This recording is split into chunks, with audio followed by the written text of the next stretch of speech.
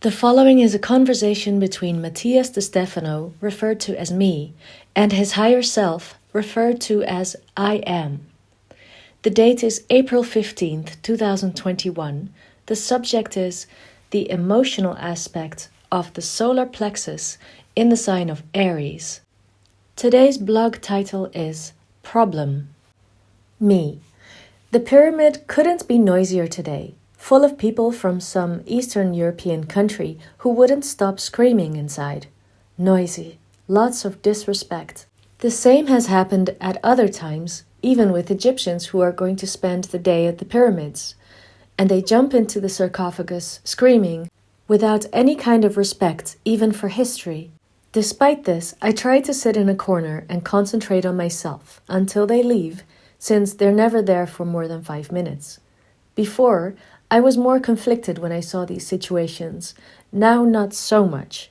But since we entered the emotional week of Aries, it's as if I couldn't sustain what arises within me.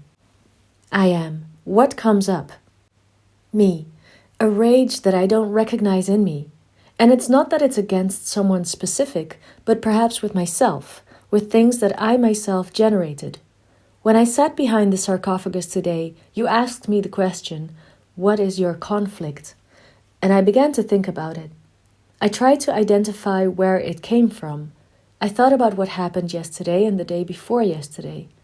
The path led me to set limits, to have to say no, enough is enough. We have come this far. And I feel like it's perfect. But now my task is another. Why does it affect me?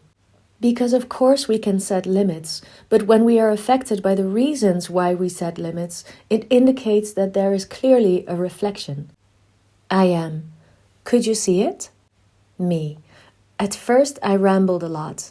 I was too literal. I am. In what way? Me. Well, I got to thinking that if I talked about unnecessary noisemakers in YouTube chat yesterday during my explanations, maybe the reflection was because I'm making noise in some sense in my life. Then I thought that if they judge my ego because I stood my ground, maybe it's because I was expressing my ego too much. But this led me to nonsense, because in such a case, if I have to evaluate myself by what others see of me, it would never end because I would never be right. So I turned the logic around, and I thought, what bothers me about those who comment? Is what bothers me really the fact that they interrupt? Or maybe is it more related to my ego? I am. How would it relate to your ego? Me. Well, I thought maybe what really bothers me is that they were taking too much of a lead. And instead of paying attention to me, everyone was actually paying more attention to what was going on in the chat. I thought that my ego was probably offended because while I am making the effort to explain concepts freely, others were monopolizing the attention by talking about anything as if it were a bar. I am, and your ego was hurt. Me, I guess. It is the conclusion I came to. But then I saw something else. Because the next step to recognize this was to think, what does the ego want to defend itself against? Why choose just this situation and not another? And then I realized, I am. Of what? Me. That in my eagerness to want us all to be one, I gave up my place, my personal power, to others too many times, leaving myself aside to respect others, and every time I did that, I suffered, I fell, I got lost on the way. Without being able to say no, without setting limits, I saw myself used in many situations. I saw friends use me for their things. I saw couples manipulate me, project partners disappoint me, and from his point of view, what they were doing was not bad, of course not. That is to say, from the conscience, I understood that they were not really using me or manipulating me or disappointing me, but that they were doing what they believed was the best from their points of view. And I believed that giving them the place was what corresponded to me. So I put the damaged ego as a victim, when in reality I gave them the power. and only I had felt betrayed by simply not respecting myself. The fact that today we are not friends or colleagues or couples is not anyone's fault, but rather a mismanagement of the ego, one overcoming the other. Then I realized that in many cases, my response to these situations is out of fear of falling again, that by saying we are all, and therefore everyone has to speak and say and do, I fall again. My mind remembers that every time I gave power to others, I ended up in depression very badly. And I refuse to let it happen again. I am. How do you plan to solve this problem? Me. What problem? I am. The one you just narrated. The one that your ego feels safe before what others say or judge of you. Me. Well, I don't really consider it a problem, but rather something I should understand better. Externalize it to rationalize it. I am. That's why it's a problem. Me. What does it mean? I am. Problem comes from the Greek pro, meaning in front, and balein, meaning to throw. Throw something forward forcefully. The word problem in your current concepts is related to something that prevents you from advancing freely, and that it is necessary to solve, from the Latin re, meaning to return or do again, and solvere, meaning to let go. That is to say, that the resolution of a problem lies in letting go of what has been launched so as not to be dragged by it. The concept can be understood as having thrown something at random without coherence or purpose. Problems, then, are those things that you throw into life and then you must learn to let go. Me. So, we could say that in my case, my problem is the fact that I have given my power, my access, to others in order to not be selfish, which, when released to the world, ended up being my problem precisely. And the solution is to let go of the idea of giving up my power to not be selfish and focus on myself. I am. The things we throw into the world without measuring their effects become our problems. We could understand it as throwing a knife through the air and walking away without knowing where it will fall. How to shoot with a blindfolded weapon without measuring consequences.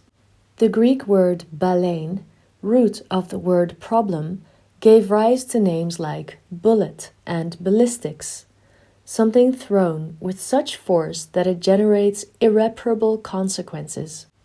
Me. How do I solve the problems? I am.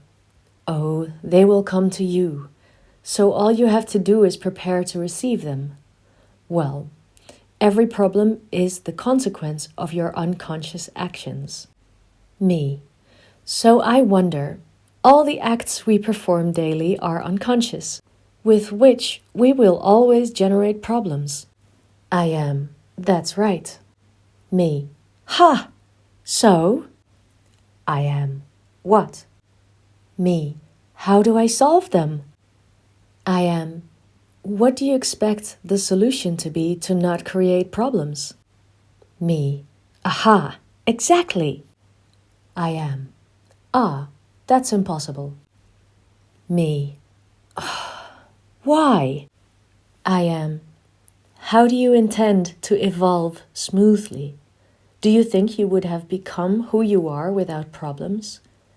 If everything had gone well, would you be here? Don't you think you would still be living in Venado Tuerto, Argentina, living with your mother, with your first partner, and doing the same things every day? Or even more so, living a normal life with the same friends from school, with the same family as always, in the same places as always? Do you realize that it is thanks to the problems that you have known another country, that you have known new friends, that you have discovered your potential, and that you have transformed your life and that of others, that you have discovered new territories, that you have remembered and learned new information? Do you realize that it was the problems that allowed you to be who you are today? Me. I understand. Yes. They are the ones who pushed me forward. I am. So, are you still afraid to face your problems knowing that it can be better? Better things await you in the future, behind bigger problems. Me. Today in the pyramid, you showed me 3 lines as the axis of the 6 faces of a cube. A long vertical marking the height, another along the middle marking the width, and another crossing back marking the depth. What did you mean by that? I am. It has to do with the kinds of problems that you will face in your life. A cube has 6 faces, with which we could say that there are 3 pairs of squares that face each other while being opposite. How to say height, width, and depth with their opposites, past, present, and future, space and time. These tangent lines have positive and negative poles that have been thrown to opposite ends. The same, despite having been expelled from the center to the periphery, will tend to return towards itself, towards the nucleus, generating that sensation of the force of gravity, contracting all things. The expansion of these polar forces is known as problem, and the return of these forces to the origin, generating pressure in the center, because opposites attract, is what you call conflict, a joint blow, which is the meaning of conflictus. The conflict is generated when the opposing forces that have been removed and turned into a problem are faced with each other colliding in the center. The depth line is the type of problem conflict best known by the human world, which is the one generated between adversaries. Those who are facing each other, on the opposite sidewalk, behind the line, who are seen in front of the battle or behind in betrayal, also related to the physical body. The horizontal line that shows the width is drawn in the direction of the arms, from right to left, and speaks of the problem conflict line with those who are peers, friends, couples, family, those who are closest to us, and with whom entering this dynamic hurts more deeply because it is related to the emotional plane. The last line, related to the spiritual or mental plane, it is the vertical that crosses the top of your being, the axis, and that speaks of the problem conflict line with oneself, inside. The 3 lines will be constantly generating problems in your life, creating conflicts to produce the necessary energy to get ahead. Me. Wait, I just saw this image as a machine. This is like a vital energy generating device, like a kind of motor in which the force of traction and drive is used, being that the more it expands, the greater force it will generate when contracting, and in the crash, the energy that turns the machine on is produced. I am. Problems create conflicts. Conflicts awaken energy, and energy feeds the body, soul, and spirit to move forward, letting go of their previous state, causing the resolution of the problem. Me. The fundamental stone that causes all problems then is the permanence, the staticity or immobility of life. I am. The belief that always being the same and well is the expected state. And the reason this doesn't work is because the state of stability and harmony is different for each individual. Thus, you will never be able to agree with anyone on anything to find stability as you would like. Me. It's exhausting, eternal, impossible to solve. I am. Oh yes. Every problem has the same solution. Me. Which one? I am. A new problem. Do you know what your problem is with the problem? Me. Which one? I am. The cultural weight that you have put on it. Since you enter school, you are taught to solve problems. Problem solving, mathematics, chemistry, ethics, history, and linguistics. You're given exams to solve problems, and depending on how you solve them, you're approved or not. This produces a feeling of constant stress in the body, soul, and mind, which seek to be accepted, approved by others, depending on whether or not they solve problems. You have put an ethical and cultural, religious weight on the error, which in Latin you call sin. And who makes a mistake, who has a problem, must solve it as soon as possible to be well. As if not having problems was the key to life. But if you look closely, those who have advanced humanity are the ones who have generated problems, who ask questions, who create more problems to solve. Me. You can't like God and the devil, I heard once, and others tell me that it is necessary to take sides on things, that sometimes it is either black or white, and I am too gray. I am. That is the conflict you generate in the world. The pursuit of neutrality causes many problems to arise in your life, all to prove your neutrality. Now, the question is whether you are going to spend your energy trying not to make others feel offended, or trying to get others to find a solution to the problems you raise. Me.